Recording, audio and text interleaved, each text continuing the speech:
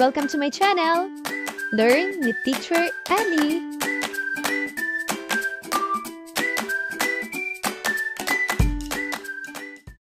Makabansa, Grade 2, Revised K-12 Curriculum, Week 3, Day 1.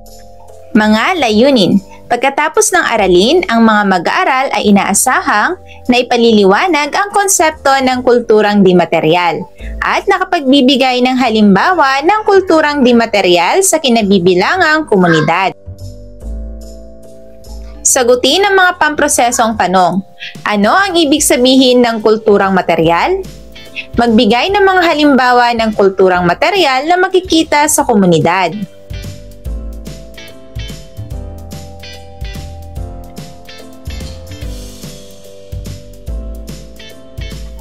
Ang layunin ng ating aralin ay naipaliliwanag ang konsepto ng kulturang di material at nakapagbibigay ng halimbawa ng kulturang di material. Basahin at unawain ang mga salita at ang kahulugan nito. Ang kulturang di material ay tumutukoy sa mga aspeto ng kultura na hindi pisikal na nahahawakan ngunit nakikita sa pamamagitan ng mga gawain, pag-uugali at tradisyon. Ating talakayin ang kulturang di material. Ayusin ang sumusunod na letra upang mabuo ang salitang tinutukoy sa bawat bilang.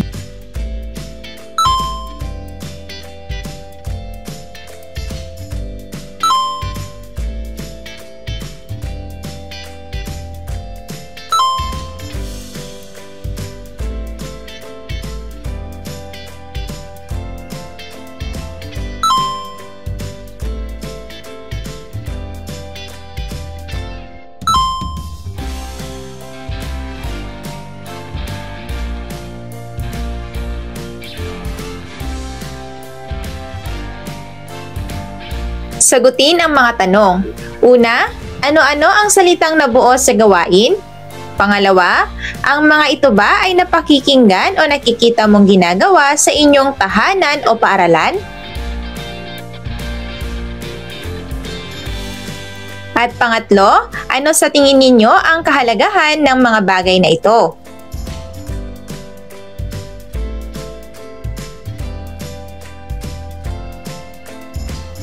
Ang mga salitang nabanggit ay bahagi ng ating mayamang kultura na nagbibigay ng ating pagkakakilanlan.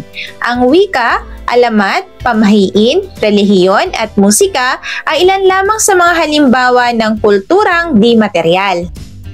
Ano nga ba ang kulturang di material?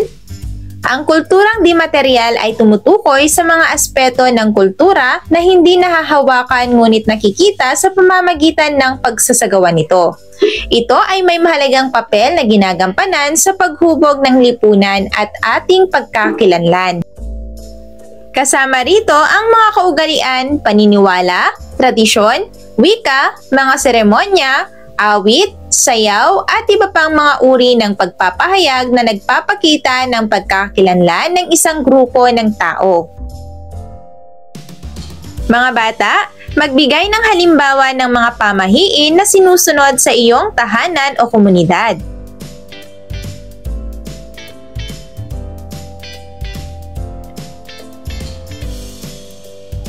Pumalakpak kung ang tinutukoy na salita ay kulturang di material. Pumadyak naman kung ito ay hindi. Para naman sa inyong takdang aralin, magdala ng lapis at pangkulay na gagamitin sa gawain bukas. Magtanong sa magulang o kapatid ng kanilang alam na alamat sa inyong lugar. Ipakwento ito sa kanila at ibahagi sa klase kinabukasan. Makabansa, Grade 2, Revised K-12 Curriculum, Quarter 2, Week 3, Day 2. Mga layunin. Pagkatapos ng aralin, ang mga mag-aaral ay inaasahang nasasagot ang mga tanong patungkol sa alamat ng kinabibilangang komunidad. Nakikilala ang mga karakter sa alamat ng kinabibilangang komunidad at nakaguguhit ng karakter sa alamat ng kinabibilangang komunidad. Mga bata, ano ang mga halimbawa ng kulturang di material? Sino ang nais magkwento ng kanilang natutuhang kwento o alamat mula sa kanilang takdang aralin?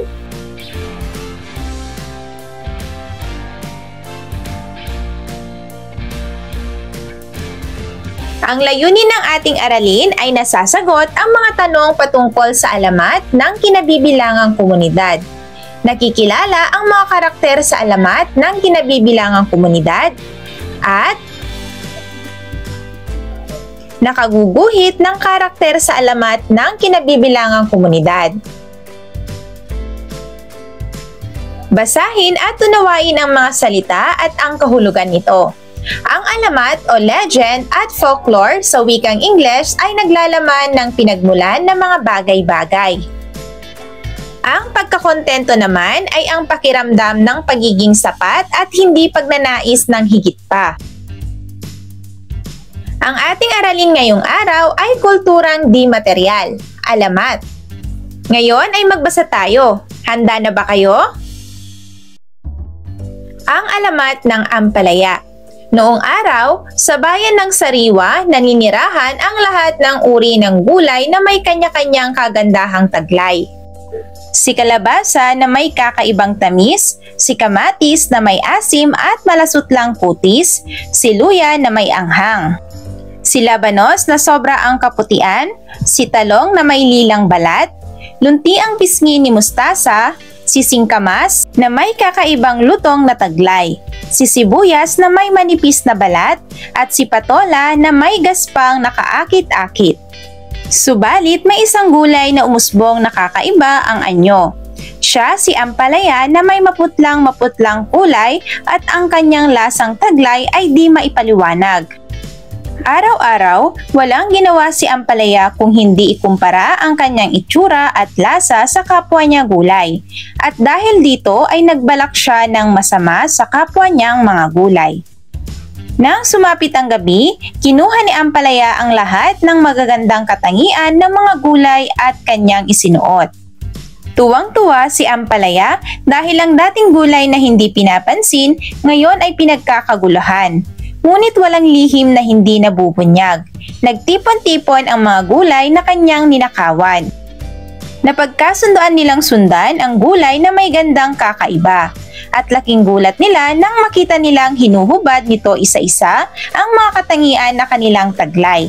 Nanlaki ang kanilang mga mata nang tumambad sa kanila si ampalaya. Nagalit ang mga gulay at kanilang iniharap si ampalaya sa diwata ng lupain. Isinumbong nila ang ginawang pagnanakaw ni ampalaya. Dahil dito, nagalit ang diwata at lahat ng magagandang katangian na kinuha sa mga kapwa niya gulay.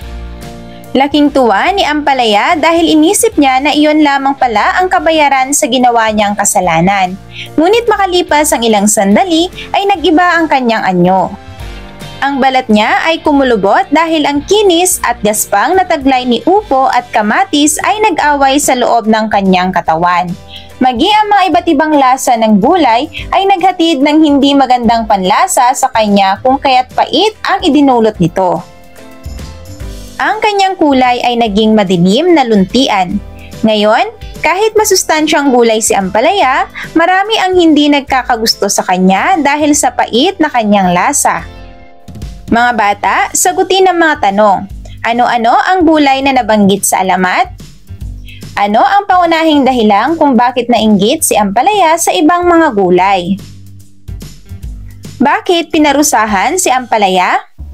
At ano ang parusang natanggap ni ampalaya mula sa diwata?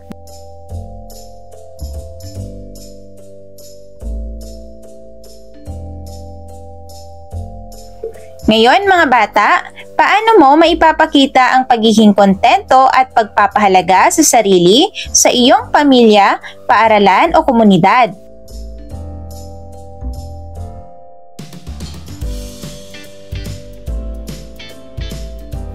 Gumuhit ng isa sa mga karakter sa alamat na binasa. Kulayan ito ayon sa wastong kulay nito.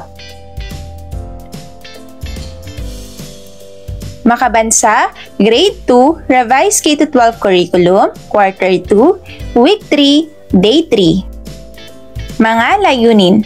Pagkatapos ng aralin, ang mga mag-aaral ay inaasahang natutukoy ang mga halimbawa ng tradisyonal na laro ng kinabibilangang komunidad at nakalalahok sa mga tradisyonal na laro sa kinabibilangang komunidad.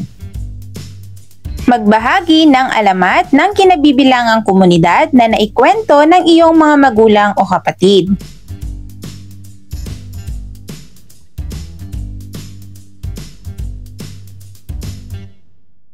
Ang layunin ng ating aralin ay natutukoy ang mga halimbawa ng tradisyonal na laro ng kinabibilangang komunidad at nakalalahok sa mga tradisyonal na laro sa kinabibilangang komunidad. Basahin at unawain ang mga salita at ang kahulugan nito. Pamanang kultural. Ito ay ang pinakamalaking kultura ng isang komunidad. Ang ating aralin ay tungkol sa kulturang di material, tradisyonal na laro sa kinabibilangang komunidad. Ngayon ay maglaro tayo. Handa na ba kayo? Mga bata, ano ang luksong tinik? Ang luksong tinik ay isang tradisyonal na larong Pilipino na karaniwang nilalaro. Sa larong ito, dalawang manlalaro ang nagsisilbing tinik sa pamamagitan ng paglalagay ng kanilang paa sa lupa upang bumuo ng isang hadlang. Ang iba pang manlalaro ay kailangang tumalon sa hadlang na ito nang hindi natatamaan o nasasagi. Narito ang mga panuntunan. Una, pagpili ng tagalukso at tagatik. Hatiin ang grupo sa dalawa. Ang isang grupo ay magiging tagalukso habang ang isa naman ay tagatik. Pangalawa, pagbuo ng tinik. Ang mga tagatik ay uupo sa lupa at pahabain ang kanilang mga kamay at paa upang bumuo ng isang hadlang na tinatawag na tinik. Pangatlo, paglukso. Ang mga tagalukso ay magsisimulang tumalon sa ibabaw ng tinik nang hindi hinahawakan ang kahit na anong bahagi ng katawan ng mga tagatik. Pang-apat, pagtaas ng level. Sa bawat round, tataas ang antas ng kahirapan.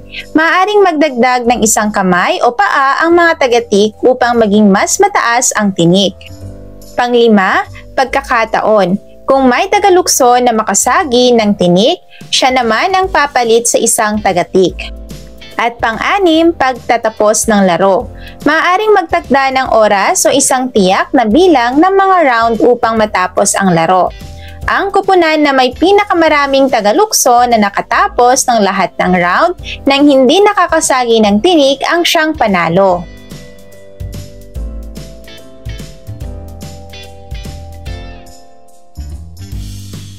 Mga bata, nagustuhan ba ninyo ang laro? Ano-anong laro ang inyong kinahihiligang gawin? Ang mga tradisyonal na laro ba ay halimbawa ng kulturang di material? Bakit?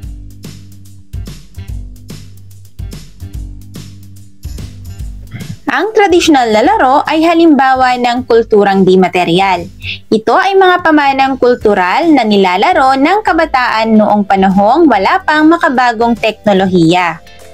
Sa Pilipinas, maraming tradisyonal na laro. Ang mga larong ito ay nagpapakita ng pagiging malikhain, pakikipagkapwa at kakayahang pisikal ng mga Pilipino. Ang mga halimbawa ng tradisyonal na laro ay ang sumusunod: patintero, luksong tinik, tumbang preso, piko, sipa, luksong baka, luksong lubid, bahay-bahayan, tiyakad, at sungka. Bilang mag-aaral, ano ang kahalagahan ng mga tradisyonal na laro mula sa kinabibilangang lugar?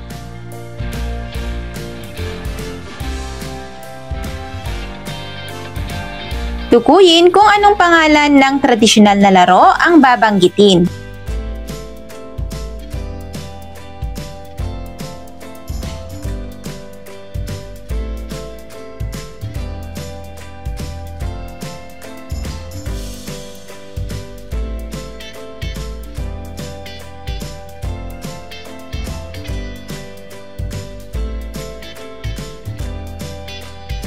Narito naman ang inyong takdang aralin. Maghanap ng mga larawan ng kulturang di material na makikita sa tahanan, paaralan o komunidad. Makabansa, Grade 2, Revised K-12 Curriculum, Quarter 2, Week 3, Day 4. Mga layunin: Pagkatapos ng aralin, ang mga mag-aaral ay inaasahang nakikilala ang mga kaugalian at tradisyon bilang bahagi ng kulturang di material at nakapagbabahagi ng mga karanasan tungkol sa mga kaugalian at tradisyon ng kinabibilangang komunidad. Tukuyin kung anong tradisyonal na laro ang ipinapakita sa mga larawan.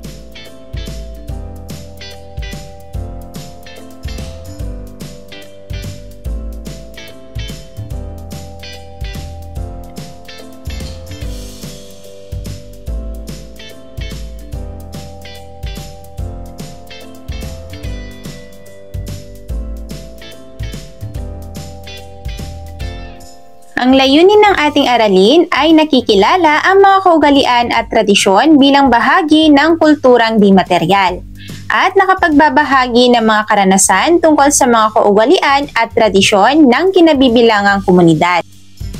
Ang ritual ay seremonya na paulit-ulit na isinasagawa ayon sa tradisyon.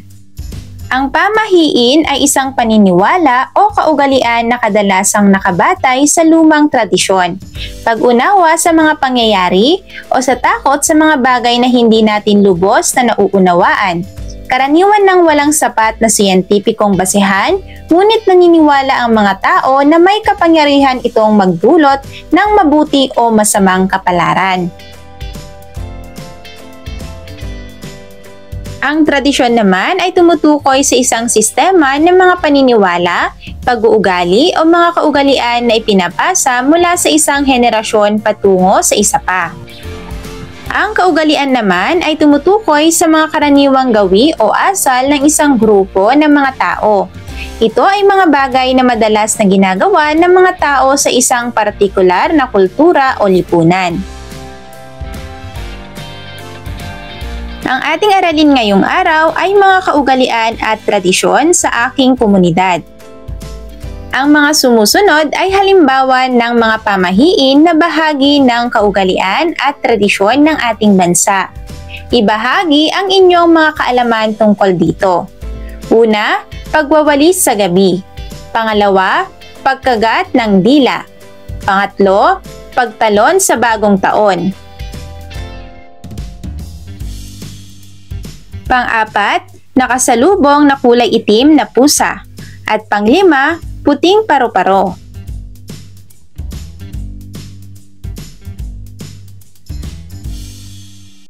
Ngayon naman ay sagutin ang mga tanong. Kanina ninyo kadalasang naririnig ang mga pamahiing nabanggit? Ayon sa kanila, ano ang ibig sabihin ng mga pamahiing ito? Naniniwala ba kayo sa mga ito? Bakit oo at bakit hindi? At panghuli, halimbawa ba ng kulturang di material ang pamahiin? Bakit?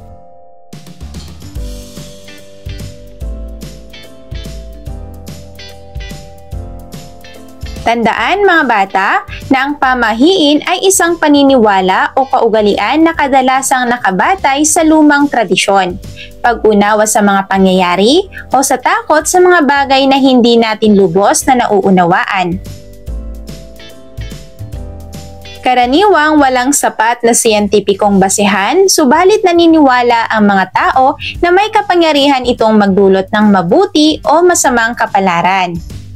Sa Pilipinas, ito ay bahagi ng mayamang kultura at may koneksyon sa mga tradisyonal na paniniwala at mga ritual. Ang pamahiin ay halimbawa ng kulturang di material. Narito ang ilan pang halimbawa ng pamahiin. Una, pag-iwas sa bilang 13 dahil ito ay tinuturing na malas sa ilang kultura. Pangalawa, pag-iwas sa pagsira o pagkabasag ng salamin dahil magdadala ng 7 taon na kamalasan. Pangatlo, pag-iwas na magbuklat ng payong sa loob ng bahay dahil magkakaroon ng ulan. Pang-apat, pag-iwas na dumaan sa ilalim ng hagdan dahil magdadala ng kamalasan. Tandaan, ang mga nabanggit ay walang siyentipikong basehan. Ang kaugalian at tradisyon ay sumasalamin sa kultura at pagkakakilanlan ng isang lugar o komunidad. Maliban sa pamahiin, narito ang ilan sa mga halimbawa ng kaugalian at tradisyon. Una, paggalang sa mga nakatatanda. Pangalawa, magiliw na pagtanggap ng bisita. Pangatlo, pagdiriwang ng kapistahan. Pang-apat, kasal. Pang-lima, binyag. Pang-anim, Pasko. Pang-pito, bagong taon. At pang-walo, paggunita sa mahalagang araw. Ngayon, paano mo maipapakita ang pagsunod at paggalang sa mga tradisyon sa iyong pamilya?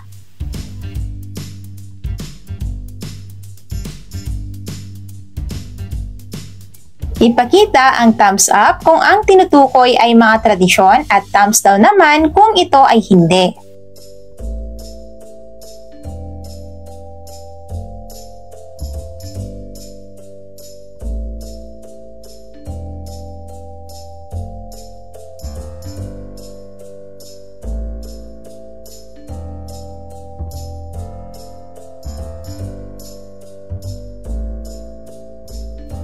Para sa dagdag gawain, hatiin ang klase sa iba't ibang grupo. Magpapakita ang mga ito ng magagandang kaugalian o tradisyon ng kinabibilangang komunidad mula sa mga nabanggit sa aralin. Makabansa, Grade 2, Revised K-12 Curriculum, Quarter 2, Week 3, Day 5. Mga layunin. Pagkatapos ng aralin, ang mga mag-aaral ay inaasahang nasasagot ang mga tanong sa pagsusulit na may pag-unawa, na ipapakita ang katapatan sa pagsagot ng mga tanong sa pagsusulit, at na ibibigay ang tamang sagot sa bawat tanong sa pagsusulit.